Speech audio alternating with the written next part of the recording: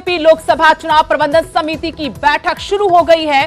गुरुग्राम के बीजेपी दफ्तर में ये बैठक बुलाई गई है और मुख्यमंत्री नायब सिंह सैनी अभी बैठक में नहीं पहुंचे। मुख्यमंत्री का इंतजार किया जा रहा है। प्रदेश चुनाव प्रभारी सतीश पूनिया मौजूद हैं। आज 3 विंग की बैठक, कल भी बैठक हुई थी। चुनाव में सभी दायित्व और जिम्मेदारियों को लेकर चर्चा हो रही है। तो चुनाव प्रबंधन समिति की बैठक बीजेपी की गुरुग्राम में ये बैठक हो रही है। इंतजार मुख्यमंत्री नायब सिंह सैनी का हो रहा है। वो बैठक में आएंगे तो बैठक की शुरुआत यहां रणनीति बनाई जाएगी। दिग्गजों के सहारे कैंपेन किया जाएगा।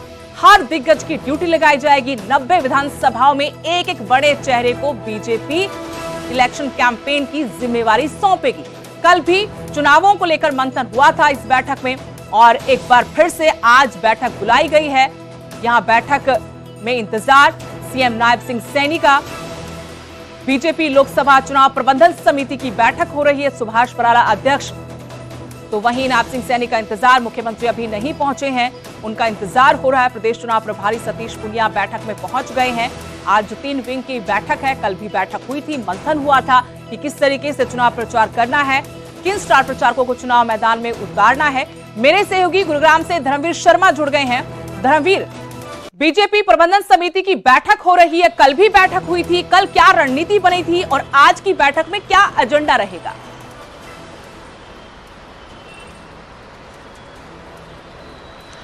देखिए, आगामी जो लोकसभा चुनाव है उसको लेकर के ये पूरी मीटिंग है। कल भी मीटिंग हुई थी और आज भी मीटिंग है। आज जो है तीनों जो क्लस्टर हैं लोकसभा के, उन तीनों क्लस्टर के जो प्रभारी हैं, जिनकी ड्यूटियां लगी गई हैं, वो लोग मौजूद हैं। इसके साथ साथ अगर हम बात करें तो जो चुनाव प्रभारी बनाए गए सतीश पूनिया, जो कि राजस्थान के प्रदेश अध्यक्ष भी रहे हैं, वो यहाँ पर मौजूद है। उनकी अध्यक्षता में इस वक्त ये मीटिंग चल रही है।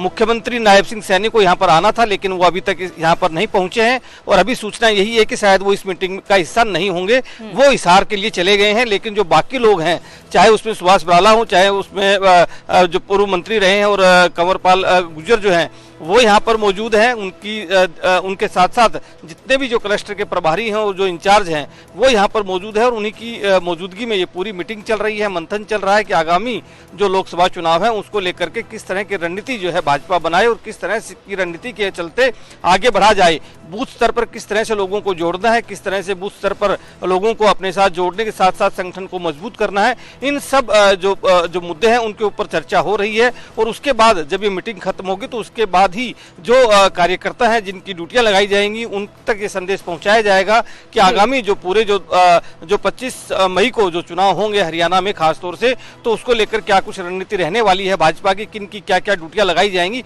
वो आज की इस मीटिंग में एक तरह से मंथन किया जाएगा और उसके बाद ही सुनिश्चित किया जाएगा कि किस व्यक्ति की क्या ड्यूटी इस पूरे चुनाव के अंदर रहेगी। जी, शुक्रिया धर्मवीर जानकारी देने के लिए। तो लोकसभा चुनाव प्रबंधन समिति की बैठक बीजेपी की गुरुग्राम में हो रही है। मुख्यमंत्री नहीं पहुंचे, उनके बगैर बैठक आगे बढ़ाई जाएगी। कल भी बैठक हुई थी और लोकसभा चुनाव के मद्देनजर बीजेपी ने सभी 10 सीटों को 3 क्लस्टर में बांटा है। उन क्लस्टर्स के विंग के तहत ये बैठक आयोजित की गई है। मंथन किया जा रहा है कि किस तरीके से चुनाव प्रचार करना है, किसकी ड्यूटी लगाई जाएगी, कौन स्टार प्रचारक होंगे, किन दिग्गजों के कंधों पर जिम्मेदारी दी जाएगी चुनाव प्रचार की। मुख्यमंत्री नायब सिंह सैनी को करनाल से प्रत्याशी बनाया गया है, जिससे कार्यकर्ताओं में खुशी की लहर है। करनाल के कर्ण कमल मुख्यालय में कार्यकर्ताओं ने लड्डू बांटकर इस बात पर खुशी जाहिर की। मनोहर लाल ने सीएम पद से इस्तीफा दिया था, इसके बाद ये सीट खाली हो गई थी और अब इस सीट पर उपचुनाव, अब क्योंकि सीएम नायब सिंह सैनी है तो उनको उम्मीदवार पार्टी ने बनाया है। करनाल से बीजेपी की तरफ से नायब सिंह सैनी चुनाव लड़ेंगे। वहीं पूर्व सीएम मनोहर लाल को बीजेपी ने करनाल से लोकसभा उम्मीदवार बनाया है।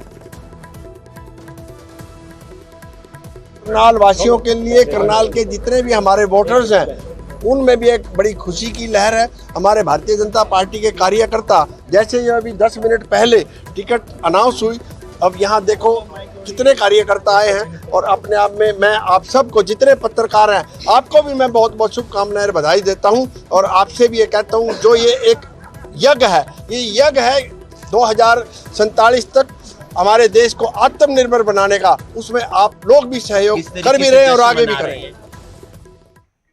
उधर केजरीवाल की आज राउज एवेन्यू कोर्ट में पेशी होगी। 7 दिन की ईडी की रिमांड आज खत्म होने जा रही है। अरविंद केजरीवाल की ईडी रिमांड बढ़ाने की मांग कर सकती है। केजरीवाल को कल हाईकोर्ट से भी कोई राहत नहीं मिली थी।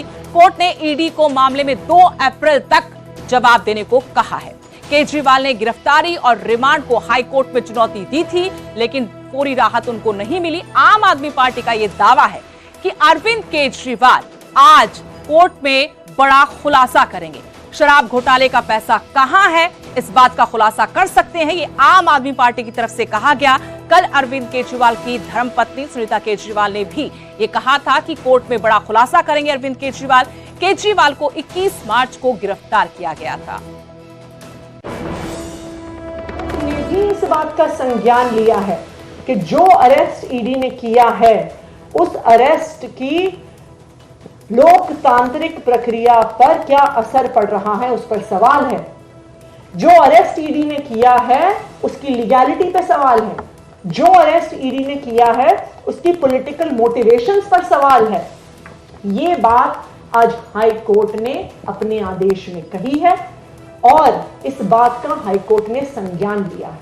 हमें खुशी है इस बात की कि इस देश के न्यायालय ने, दिल्ली हाई कोर्ट ने जिस प्रकार से अरविंद केजरीवाल जी को गैर कानूनी तरीके से गिरफ्तार किया गया है, भारतीय जनता पार्टी के पॉलिटिकल हथियार ईडी के द्वारा गिरफ्तार किया गया है, आज उस गिरफ्तारी पर दिल्ली हाई कोर्ट ने भी सवाल उठाए। हम इस बात का भी स्वागत करते हैं कि दिल्ली हाई कोर्ट ने ईडी को सिर्फ 1 हफ्ते का समय दिया है जिसमें उनको अपना जवाब दर्ज करना है। हम उम्मीद करते हैं कि हमारे देश का न्यायालय इस देश की लोकतंत्र की रक्षा करने में जो हमेशा न्यायालय ने भूमिका निभाई है, वो आने वाले समय में भी निभाता रहेगा। हाई कोर्ट का मानना है कि अरविंद केजरीवाल जी के खिलाफ जो सबूत पहले से ईडी ने कलेक्ट किए हैं, सीबीआई ने शराब घोटाले में किए हैं, ऐसे में हाई कोर्ट इस मसले में इंटरवीन नहीं करना चाहता। एक बात स्पष्ट है, लोअर कोर्ट ने जो ईडी की पुलिस कस्टडी दी केजरीवाल जी की, ईडी ने जो केजरीवाल जी को अरेस्ट किया, शराब घोटाले में जो एविडेंस के तौर पर केजरीवाल जी के सामने के डॉक्यूमेंट मिले, वो सब पुख्ता हैं, वो इतने संगीन हैं, उनके चलते किसी भी तरीके कोई भी कोर्ट अरविंद केजरीवाल जी के केस में इंटरवीन नहीं करना चाहती। कल तक आम आदमी पार्टी कह रही थी कोई सबूत ही नहीं है, सबूत तो है ही नहीं, फर्जी सम्मन है। डबल बेंच में जाए, अंतरिम जमानत नहीं मिली, एंटीसिपेटरी बेल नहीं मिली, अरेस्ट नहीं हुई। आज रेगुलर कोर्ट में भी जाए, कोर्ट ने किसी तरीके से इंटरवीन करने से मना कर दिया। एक बहुत स्पष्ट है, ईडी ने दिल्ली के सबसे बड़े घोटाले